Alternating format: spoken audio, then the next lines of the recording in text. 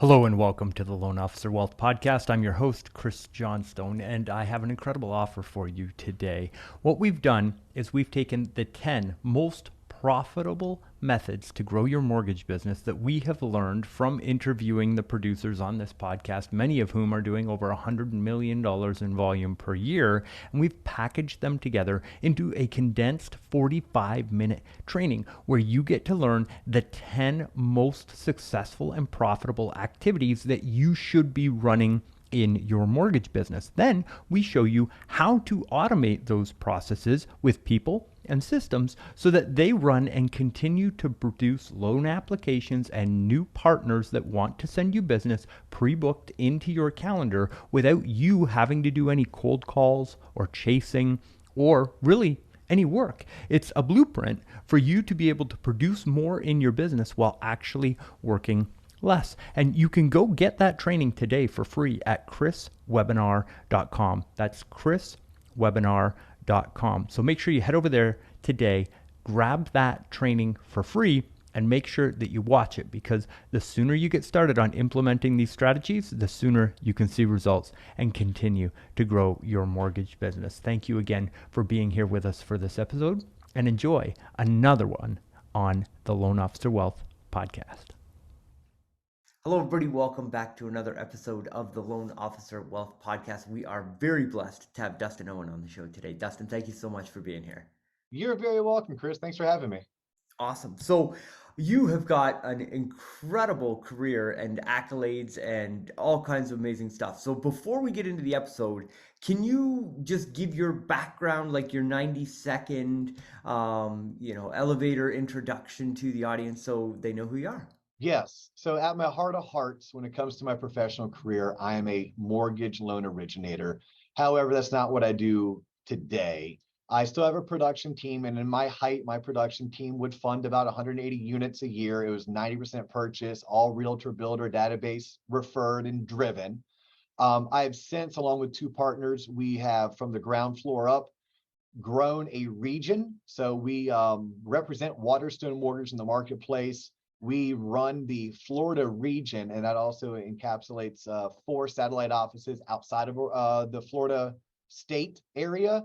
But we have roughly 11 branches, upwards of 85 loan originators. In the next 12 months, this is like market specific, right? Not trying to go 2021 numbers on you. 2022, 2023 numbers will fund right at a billion one. Wow. Of that, 90% will be purchased, and the bulk of that will be realtor builder referred. That's the bulk of my day to day is more helping run the region, manage the managers. Yep. I'm highly involved in the Mortgage Bankers Association. So I recently, 2 years ago, I achieved my CMB, my certified mortgage banker, which according to the MBA, it's the highest designation you can obtain in our industry. I'm currently enrolled in the MBA's Future Leaders Program, which I would highly recommend to anyone who is interested in expanding your career outside of origination and into leadership. You should look into that particular program. And I moonlight, like you, Chris, as a podcast host. So a little over 2 years ago, I launched a passion project that I call the Loan Officer Podcast. So like if you want to check us out, just go to theloanofficerpodcast.com. That would have probably everything you would need to know. But it started as a passion project. I think I'm going to have to do something about it because at this point, we're garnishing somewhere around 70, 80,000 downloads a month. We have almost 11,000 subs just on YouTube alone. Wow. I have a lot of fun doing it. We release 2 episodes a week, every single week. Each episode somewhere between 30 to 50 minutes. And it's not just for LOs. Like I called it the Loan Officer Podcast because at the end of the day, that's who I am as a professional. It's who I'll always relate to. But as a loan officer, I felt like I spent most of my time teaching basics of financial principles that should have been taught in high school, but weren't. So I tend to tell our audience like, hey, look, today's episode is for anybody who owns a house, wants to own a house, finances homes for a living, or sells homes for a living. If you do the math, that's probably about 85% of the American populace. So I know that was over 90 seconds, Chris, but in totality, that hopefully would paint a decent enough picture about maybe who I am as it pertains to being a professional. Outside of that, I'm boring. I'm a dad, I'm a husband. I am training for a half Ironman. So Oh, to nice. to some people that would be something of interest. Other people, it just shows you how kind of off my rocker I really am. That's amazing. Man, there's so much there to dig into. Okay, so so right now we're hearing a lot of conversations about loan officers that are looking for a different place right now and Mhm. recruitment. And so I know you've built your entire organization without recruiters and without just like natural organic bringing people to the organization. So can you talk to us about that, like how you built the organization, why you feel your recruitment is so strong, and what that looks like in the business? Oh, 100%. So first and foremost, people work for people, period. End of story. I work for a great company. I've worked for Waterstone Mortgage. This is my 14th anniversary. You should never come work for Waterstone Mortgage unless you're the branch manager or the area manager. But as a loan officer, as even a producing sales manager, because the company's good, you should come work for the particular leader, because we're not the only good mortgage company out there, right? I could probably name a dozen good mortgage companies, and that's probably only scratching the surface. Companies that I respect, whether it's like a CMG or a Prime or a Summit across country, an FBC, a mortgage firm, like I could Homebridge, I could just keep on going and going. Um, but those good organizations still have crappy leaders and they still have great leaders. So I think first and foremost, if someone's looking at why they would leave, my hope would be because I'm going to work for a better leader. I'm leaving a leader who is maybe disengaged, who is not supportive, who is not spending time mentoring me or coaching me, or themselves doesn't work on professional improvement or self-betterment. So I would start there. I'd start with, who do you work for currently, not company, but person, human being. And then if you make a move, are you making a move because you're surrounding yourself with the type of people that you want to be more like? And then just trust that, yes, and the company's going to be good too. But there are sometimes more good companies than there are great leaders. And I think you Yeah, want to go work for a great leader. There's enough good companies out there. that's amazing. So all incredible points. And so as a leader yourself, being that person who's helping to drive the organization and bring other people up, where are you finding your resources from? Where are you learning? How do you stay ahead of that curve? How do you stay hungry as a leader to make sure that you're the best that you can be? So I think you start by, I mean, it's as simple as what our parents taught us. You practice what you preach, right? So I love from a leadership style to be in the trenches. Yeah, and if I'm not in the trenches, then I better be like sitting on top of the trench with my feet dangling over. I need to be that close to what's going on so Yeah. that I can relate. I want to be able to empathize as well as sympathize with those in the field. And if I'm demonstrating a certain behavior, I would expect others to follow in that behavior, from how I dress to how I speak to what time I get to the office to what time I leave the office to how accessible am I. If I'm not accessible, if I don't follow through, if I'm not reliable, if I'm not dressed professional, I think that gives everyone else permission to do the same. So if I'm a producing sales manager and I have a sales competition going, I think the producing sales manager needs to be competing. Not in a cutthroat manner, but in a supportive manner, but showing the field that, hey, it's not beneath me either to make these calls, attend these events, fill out this greatness tracker, etc. So I think the question may have stemmed from, like, what do I look for in a good leader? Where do I find the people to lead? I think you find the people to lead by going where they're going, right? So are you involved in your local MBA chapter? Are you attending your state MBA functions? I'm heading out to Mastermind 2022. Well, I say next month. We're recording this end of August. So in September, third week of September, I'm going to be out in Vegas. I'm going to be out there because A, Vegas is a lot of fun. B, Stephen Marshall puts on a great event. But C, I'm going to be with hundreds, if not thousands, of other people who do what I do for a living and are into the same things that I'm into. So I find that I meet my friends, quote unquote, friends, because to me, a stranger is just a friend I haven't met yet. So I meet my friends at these events, and then you never know where it's going to go from there.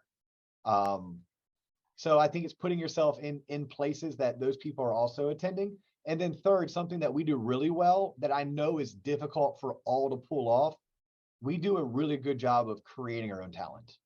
Hmm. And we've spent the past decade, and this is something we just do like out of our headquarters in Orlando, Florida, where we're able to bring in anywhere between 2 to 5 rookie loan originators per year and put them through an assimilation program to where if they will follow in our footsteps after 2 years, not only will they be a successful self-source full-time mortgage loan originator, but they'll also have opportunities to be recognized as top producers, one percenters, and win trips to places like Costa Rica and Cancun. Phenomenal. Very cool. So that assimilation process is Yes. very interesting because I'm assuming you've got somewhat of a business in a box.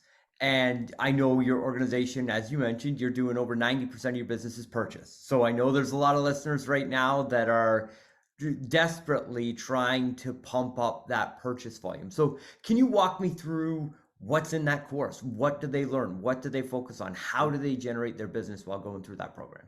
1000% I will. And just for clarification and accuracy, in 2020 and 2021, we were 65% purchase. Like we went out and got our fair share of refis. Don't kid yourself. And we are suffering gut punch like everyone else is. We might not just be suffering as bad. But yes, it's 90% now because that's just kind of where you need to be. It Right. was always 80-20 prior to the refi boom of 2020, 2021. Got it.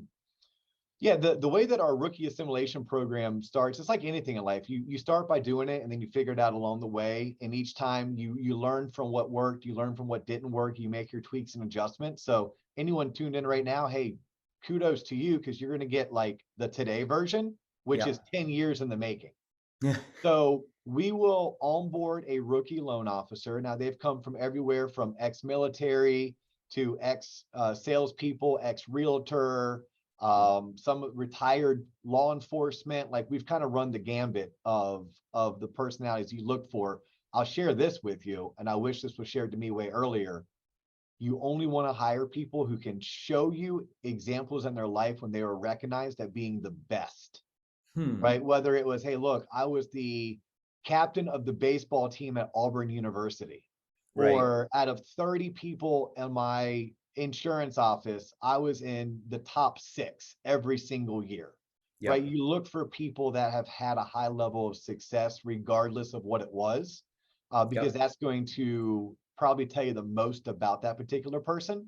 And you also look for people who can do basic math really well. Hmm. Like if I asked you, hey Chris, what's 15% of 70? You'd like run some math, like I don't know, like 10 and a half. And I think the answer is 10 and a half if I ran my math right, but I don't even know the answer. But I knew how to do that math quickly in my head. Right. It wasn't AP calculus, right? It wasn't college algebra. So I think you look for people that can do that type of math quickly in their head, and you Hmm. look for people who have had fantastic success in other realms of their life. Then you bring them in. Hey, Casey over at Zenix, here's an opportunity for a handwritten thank you note. You spend the $1,600 or the $1,800, I don't know what it costs these days, for Zenix's ground school. Ground school. I'm Hmm. not on here promoting flight school. I'm not promoting officer school. I'm not saying they're not fantastic and that you shouldn't look into them, but I don't work for Zenix. I don't get commissioned by Zenix. I just know as a mortgage professional, I have used their product for over a decade to help teach newer professionals the basics, the foundation. What's DTI? What's LTV? The difference between an FHA loan, a VA loan. How do I calculate basic income, etc. Got it. Okay. So I, as the employer, will purchase Zenix for them. Okay. Now, depending on the year, a 2022 year, maybe not so much. A 2020 year, yeah, probably. I have offered certain people a base salary or a non-recoverable draw for their first 3 or up to 6 months. Okay. Yep. I don't know where I stand on that, right? I'm kind of, it depends on the year, depends on budgetary constraints. Currently, we're not offering that, but we have in the past. And I'm not saying that in the future, if finances didn't allow for it, we wouldn't. Yep. But most importantly, what we do is we get them in. They're showing up to the office every day between 8 and 9. I don't care what time they show up, it has to be between 8 and 9. They're leaving anytime between 4 and 6. Again, I don't care. I just need them coming into the office. If they leave for purpose. Yep. And then it's a combination of shadowing other loan officers, shadowing processors, shadowing marketing assistants, shadowing underwriters. It's also getting on the phone and dialing out. When I say the phone, by the way, guys and girls, I'm 43 years old, so I still think of calls as a phone call. Yep. I don't care if it's a phone call, hop in my DMs on IG, send me a Facebook Messenger, text me. I need you reaching out to 12 to 15 people a day, Yep. introducing yourself and scheduling a meeting. Then I need Yep. you going out and getting belly and belly, face to face with one potential long-term referral source a day, every single day until you've done 100. And then Wow. as you get loans and leads, then bring them back to the office. And between you, your mentor, and your manager, we will make sure you don't screw something up. Right. And then along the way, Chris, we do offer, they sit down, they have scripting class every other Monday. We teach mortgage school every single Wednesday, and they're included into an LO coaching group that meets for a half an hour every 2 weeks. So they're taught principles like greatness trackers, or they're giving some scripting support. They're taught the history of the mortgage banking industry. That's all taught at the office. We Yep. use Zenix to teach things like LTV, DTI, because I think it's beneath most mortgage professionals to have to teach that. So Yep. we outsource it. And then when applicable, we do offer to go on sales calls with our rookie loan officers, but not too many, because what we found is if I go on a sales call with you and you're the rookie, ultimately it's hard for me to take a back seat, and it's hard for me not to command the room. And then that referral source wants to refer me business and not refer you business. Yep. Exactly. Even if I am non-producing. But then lastly, I think this is a recommendation for any producing manager. You're supposed to be doing lunch and learns. You're supposed to be doing happy hours. When you do those, let your rookies tie into them. It gives them an opportunity to have an event that maybe they don't speak, maybe they just introduce you, right? But they can pick up the phone and call and invite people to attend your lunch and learn. They can have a speaking part, which is just introducing you or introducing the topic. And then the same thing applies for when you're doing happy hours, to allow your rookies to each bring 1 or 2 realtors. It's only going to add 50, 60 bucks to your tab, but you're going to bring immense value to your rookie loan officer, and you're also leading by example. Yeah. Oh, that's so true. And so when you get them reaching out to that one potential referral partner per day, do you help them with a list? Do you get them a qualified list? Is that all self-sourced? Are they looking for just anybody influential in their network? All of the above, right? All of the above. Like I would tell you, hey Chris, this is week 1 stuff. Week 1, when you're still doing 4 hours of your day, the first 6 weeks is doing Zenix ground school. Right. The other 4 hours is working on either shadowing or it's working on creating your database. Yep. So I would tell you to first start with your friends and family. If you were to throw a Mac Daddy wedding today, like a banger, like best DJ, open bar, live music, the whole 9 yards, and you were to invite 300 plus people, who would you invite? Or who do you send holiday cards to? Start with those that are the most local. Pick up the phone, let them know about the exciting career opportunity, but don't hit the phone or the text or whatever to hit them up for business. No, let them know that your number one job is to help realtors and builders sell more homes, make more money, and look good while doing so. And ask them for a realtor or a builder referral. Who did they use when they sold their house? Who did they use when they bought their house? So that way you can create your list of 100 realtors. Now, when you call this first 100, it's not a cold call. It's, hey, I got your name and number from my college roommate, from my high school buddy, from my ex-colleague at the company I used to work for. I was telling them about my affiliation with XYZ Mortgage Company. Look, I'm reaching out to you because I find it to be my job to help people like you sell more homes, make more money, and look good while doing so. I'm curious when we could sit down to talk about how I could do that for you, right? Something along those lines. So they build out their own list. Now, there are certain times where we may go through our database and maybe there's a slew of listing agents that for whatever reason the loan officer that brought in the deal isn't working, or Yep. maybe that loan officer is out of the business. And we'll say, hey, call these people. They've all had a successful transaction with our organization. But we really try to coach them and mentor them to self-source all of that. That's amazing. And so obviously you're seeing people come through this program all the time. You're seeing the successes, you're seeing the failures. Where are you finding that, somebody gets to that 2-year mark and they are in the President's Club or they are in the 1% Club? What is it that those people are doing that you see over and over again that really makes a successful loan officer? So interesting enough, because if you asked me this like 9 months ago, I'd give you a different answer. I didn't place enough value on aptitude. I think these are people that honestly, they're above average when it comes to their deductive reasoning, when it comes to their ability to think quick on their feet, when it comes to just their intellect in general. I think aptitude plays a key role in it. I think a hustler can always have a successful career, but I think a hustler with a average or even below average aptitude is going to struggle to ever achieve that 100 unit, 200 unit, 300 unit threshold that some of these top producers are doing with the team building and really flexing their entrepreneurial spirit. Yep. So I'd start with aptitude, believe it or not. And then it's going to come down to, well, like, how organized are you? Yeah. Do you treat this as a profession, or are you treating this like a side hustle? Yep. Because the mortgage industry is not a side hustle. You get up every day, you put on your uniform and you go to work. When you're at work, you do work things. What is a work thing? Prospecting and marketing. Period. That's End of it. story. Like, someone asked me, like, what do you do for a living? I said, I can boil it down. I am in the training and development industry.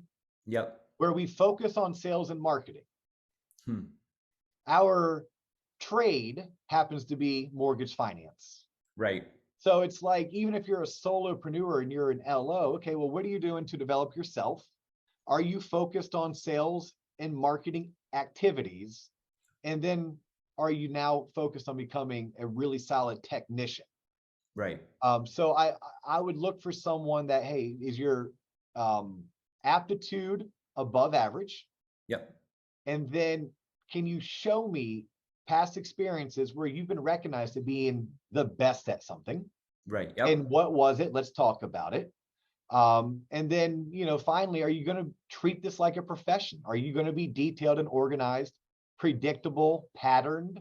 Yep. Because so much of what we have to do, it needs to be patterned. Ford did it best, right? Ford created the assembly line. How do we create the assembly line in anything that we're currently doing? Yeah, that's so powerful. And again, thank you, Dustin, for being so generous with your time. It's absolutely fantastic. So as you look at growing your organization and you look at, building the people around you, what do you find is the thread to a long-term successful loan officer? Is it database marketing? Is it referral partner marketing? Is it like, what is the one thing that really stands out to you for your top producers that's the activity that they do? Ooh, well, my first answer, if you had the ability to bleep me out here, I won't use bad words. On my show, I use bad words. Like, I kick it off with like children 18 plus, because I never know what's going to come out of this mouth of mine. But no, I think the first thing is, just don't be a jerk. Like, I think life is way easier if you just say, wait a minute, is that something a jerk would do, a jerk would say, or did that sound jerky? And then if it is, then stop doing that. Yeah. And I wholeheartedly do believe in that. But to answer your real question, I think it's twofold. You have to consistently be out there networking and having meaningful conversations with people who can refer you business or refer you to people who need your services that you provide. Yep. And then the second part, and this is where I, as an originator, struggled mightily until I met my business partner, Mike Smalley. You've worked so hard to generate that lead. Yeah. What are you doing to convert it? Yes. Right. Mike calls them his TBD calls. How many times are you going to call this person, text this person, email this person, so that they never lose sight of you, what you do for a living, and how you can help them? Yep. It was Jeremy Forcier at a Todd Duncan event. that I heard Jeremy on the stage say, I will relentlessly pursue all leads until they buy or die. And by dying, I mean they fall dead or they pick up the phone, tell me to F off, and ask me to quit calling them. Yep, exactly. And those are the two things. Because I think anything else, if you're not a jerk and you can go out there and have meaningful conversations daily with people who can refer you business, and then the people who are referred in, if you can then relentlessly pursue them until they buy or die, I feel like I can hire out everything else. That's I right. can hire a really awesome technical loan originator from a bank or from a builder who is really bad at going out and getting business and have him or her take great care of my client. Yes. I can hire and train a phenomenal processor who can make sure my files get apped and disclosed and submitted to underwriting properly.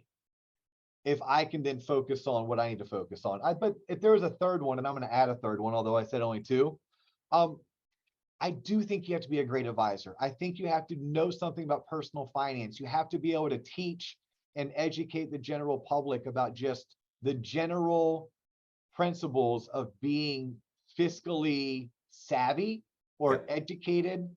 So I think there's a component of that that is just a way that we bring value, but it's also our way of changing our world for the better, is to be Yeah. that educator. So, that maybe would fall in line with my having a meaningful conversation. My meaningful conversation is, did I share something with you today that made you a better, more educated person? Yeah. And if I did that make you want to do business with me?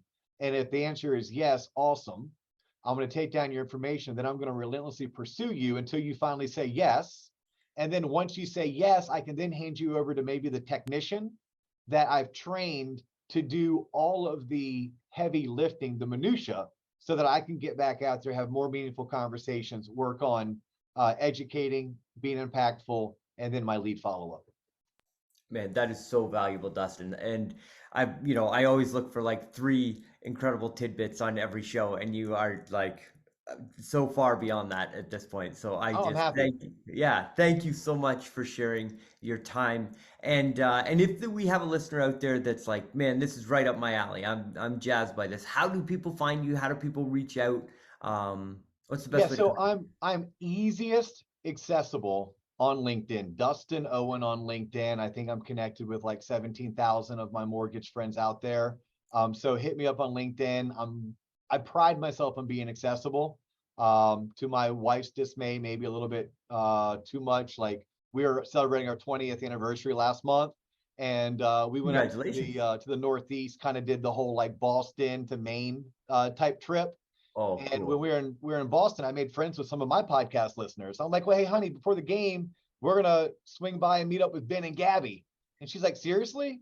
I go, yeah, they're awesome people. She's like, but this is our anniversary. I'm like, yeah, but so my wife's like reminding me, you might not always be able to be that accessible, but I would like to think of myself as being accessible. LinkedIn's the easiest way. And then honestly, the website. I mean, the Loan Officer Podcast. Our friends call us TLOP, TLOP. So like if you're an avid listener, we'll refer to you as a TLOPper. Oh, So cool. we also bought TLOP online, so TLOP online.com. It's the Nice. same exact website, right? They both point to the right direction. But yeah, check us out there. Hit me up on LinkedIn. I love to connect. I love to talk shop. And Chris, I appreciate you asking me to be on. I would love to return the favor. So next time you're in Orlando, would you carve out an hour to come hang out with me and JC and be on the Loan Officer Podcast? It would be my pleasure. I would be honored. Yeah, because we haven't had a chance to jump into this and we don't have enough time, but I have used your product Yes. and I So do get your ads. So I know your product works. perfect. Yeah, Well, but awesome. Well, thank you for that. And another conversation for another day, which I'm very much looking forward to. awesome. Yep, I'll look forward to it as well. Are you going to any recent or upcoming conferences that I can maybe see you at? So I might be in Vegas at Okay. Originator Connect. So Wait, hopefully Originator Connect. I'm going to Mastermind 2022. Mastermind Is that, 2020. yeah, it's September 21st and 22nd is Oh, when no I'm going to way. be in Vegas. It's a Stephen Marshall event. It's one of my favorite events. He's had like Magic Johnson there before, George Bush there before. No Um, way. Tony Robbins, I went to one in New Jersey. This was probably 5 years ago now, and Tony Robbins was headlining it. But yeah, I didn't know if you're going to be out there. If you're going to be out there, then you and I can sit down and do an episode then. Beautiful. And If not, I'll just have to follow you a little bit on social, figure out where you're going to be. If I'm going to be there, then you and I can sit down and we can learn a lot about probably Facebook marketing, internet advertising, staying in front of our past client databases. It's actually you that I learned how to take my past client database, upload it into Facebook, and then run targeted ads. oh, no way. Yeah.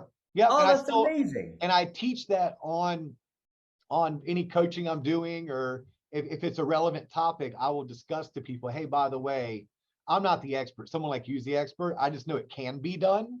Yes. And I encourage people to look into ways to do that. That's amazing. Well, yeah, we got to get together. I can't wait to share with you what we're doing on the appointment booking side of things, because it's a ton of fun. But awesome. Right on. Cool. Well, I think you're probably long on time, and I know I'm late to a meeting. Did we need to wrap this up sometime soon? That's it. Yes. Okay. Everybody, thanks for listening, and we'll see you on the next episode. Cool. Thanks for having me.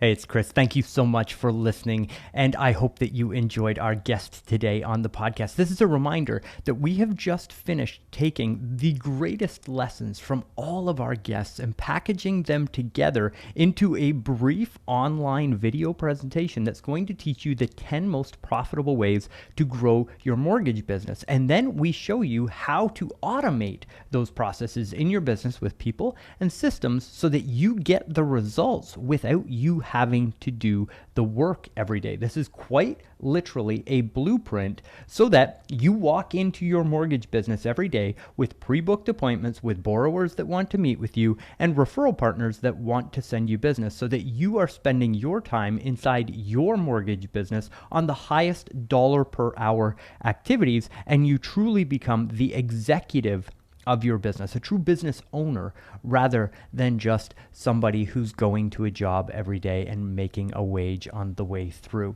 This is an absolutely incredibly powerful training for you, and I cannot wait for you to experience it. So head on over to chriswebinar.com. That's chriswebinar.com to get that free training today. Now, if you could do me another favor, if you enjoyed this episode, please head on over to iTunes, search the Loan Officer Wealth Podcast, and give us a 5-star rating and review, really on any podcast platform that you're watching this on. That just 30 seconds of your time goes to help another loan officer in the industry discover this information and really help put their life and their business on track for more success. We are all in this together, and there is more than enough for all of us in the industry. So I would love if you left us that 5-star rating and review. Don't forget to stay tuned for our next episode, and I'll see you then.